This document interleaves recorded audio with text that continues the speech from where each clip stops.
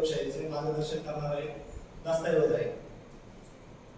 संविधानाची निर्मिती करताना डॉक्टर बाबासाहेब आंबेडकर, संविधान समितीचे अध्यक्ष डॉक्टर राजेंद्र प्रसाद, संविधान सभेचे सल्लागार B.N. राव तसेच अनेक विद्वानांनी मोलाचे परिश्रम घेतले आणि 26 नोव्हेंबर 1949 रोजी अंतिम संविधान तयार झाले. आपल्या संविधानात मुख्य 3 स्तंभ आहेत: स्वातंत्र्य, समता आणि बंधुता.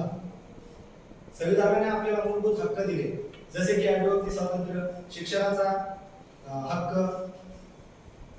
तसेच आपल्याला काही मूलभूत कर्तव्य सुद्धा सोपवलेली आहेत.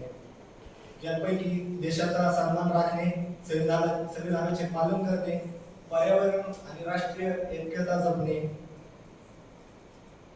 आजच्या या संविधान दिनी आपण फक्त भाषण करून थांबू नये, तर स्वतःला एक वचन देऊया. आपण नागरिक म्हणून आपली जबाबदारी पार पाडू.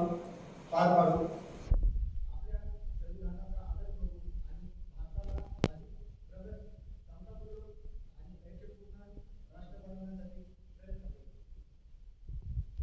शेवटी बाबासाहेबांचे एक वाक्य आहे, संविधान किती चांगले असले तरी ते चालवणारे लोक जर चांगले नसतील तर संविधानाचा निरुपयोग ठरेल.